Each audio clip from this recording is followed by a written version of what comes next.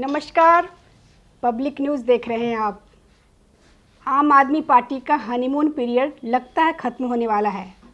चाहे अरविंद केजरीवाल हो या संजय सिंह हो, मनीष सिसोदिया और सत्येंद्र जैन का नंबर तो आ गया है।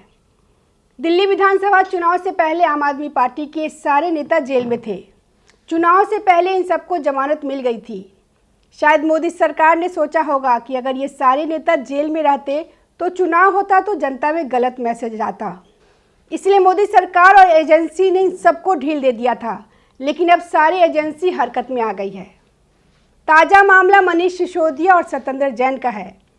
सत्येंद्र जैन और मनीष सिसोदिया को भ्रष्टाचार निरोधक शाखा में नोटिस भेजा था, जिसमें मनीष सिसोदिया को 9 जून और सत्येंद्र जैन को 6 जून को पेश होने को कहा गया था। सत्येंद्र जैन आज सरकारी स्कूलों में कक्षाओं के निर्माण में कथित भ्रष्टाचार के मामले में पूछताछ के लिए भ्रष्टाचार निरोधक शाखा एसीबी के समक्ष पेश हुए।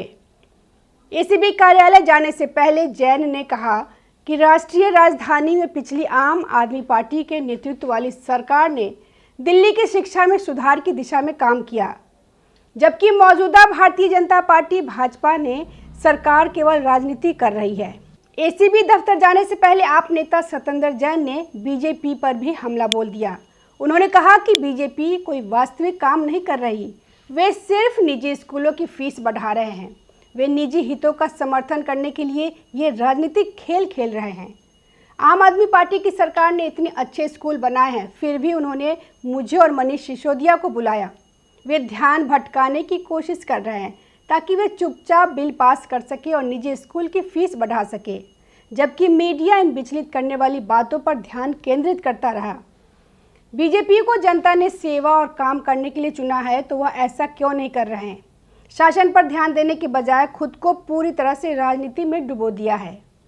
एसीबी ने दिल्ली के पूर्व शिक्षा मंत्री मनीष सिसोदिया और पूर्व लोक निर्माण विभाग के मंत्री सत्येंद्र जैन के खिलाफ दिल्ली के सरकारी स्कूलों के निर्माण में भ्रष्टाचार के मामले में बीते अप्रैल माह में मुकदमा दर्ज किया था। अब इन आप नेताओं को समन जारी कर पूछताछ के लिए अलग अलग दिन बुलाया है। इन आप नेताओं पर भ्रष्टाचार निरोधक शाखा ने अत्यधिक लागत पर कक्षाओं के निर्माण में भ्रष्टाचार के संबंध में मामला दर्ज किया। वहीं अरविंद केजरीवाल की आम आदमी पार्टी ने कांग्रेस की मुश्किलें बढ़ाने वाला बयान दिया है। दिल्ली की पूर्व मुख्यमंत्री आतिशी ने कहा कि गैर कांग्रेसी और गैर बीजेपी दलों को तीसरे मोर्चे के बारे में सोचने की जरूरत है। इंडिया ब्लॉक में कांग्रेस की भूमिका पर निराशा जताते हुए आप नेता आतिशी ने कहा कि पार्टी का बीजेपी से अघोषित गठबंधन है। आतिशी ने कहा कि गैर कांग्रेसी विपक्षी दलों के नेता किसी न किसी तरह के उत्पीड़न का सामना कर रहे हैं, लेकिन कांग्रेस के नेता जेल क्यों नहीं जाते? उन्होंने कहा कि मैं इंडिया गठबंधन में कांग्रेस से निराश हूँ। नेतृत्व की स्थिति संभालना उनकी जिम्मेदारी थी। उदाहरण के लिए, अगर मैं मुख्यमंत्री हूँ तो मेरी भूमिका सबको साथ लेकर चलने की है। कांग्रेस इंडिया गठबंधन में सबसे बड़ी पार्टी है और सभी राज्यों में इसकी मौजूदगी है। ऐसे में उसकी जिम्मेदारी है कि सभी को साथ लेकर चलने की। बता दें कि आम आदमी पार्टी ने हाल ही में इंडिया गठबंधन की बैठक से दूरी बना ली थी। ये बैठक संसद के विशेष सत्र की मांग को लेकर बुलाई गई थी। बैठक के बाद 16 दलों के नेताओं ने प्रधानमंत्री मोदी को चिट्ठी लिखी। इस चिट्ठी पर आपके प्रतिनिधि ने हस्ताक्षर नहीं किया और पार्टी ने अलग से पीएम मोदी को चिट्ठी भेजी। वहीं पंजाब कांग्रेस के कार्यकारी अध्यक्ष और लुधियाना पश्चिम से पार्टी के उम्मीदवार भारत भूषण आशु ने कहा कि आम आदमी पार्टी की हमेशा से ही राष्ट्र विरोधी मानसिकता रही और चुनाव जीतने के लिए वह किसी भी हद तक जा सकती है। ऑपरेशन सिंदूर की सफलता पर सीएम भगवंत मान द्वारा कथित तौर पर सवाल उठाए जाने के बारे में पूछे गए सवाल का जवाब देते हुए आशु ने कहा, उनके सीएम बयान में कुछ भी असामान्य या आश्चर्यजनक नहीं है, क्योंकि आपकी हमेशा से ही राष्ट्र विरोधी मानसिकता रही है। आशु निर्वाचन क्षेत्र में अपने अभियान दौरे के दौरान कार्यकर्ताओं की बैठक को संबोधित करने के बाद पत्रकारों से बातचीत कर रहे थे।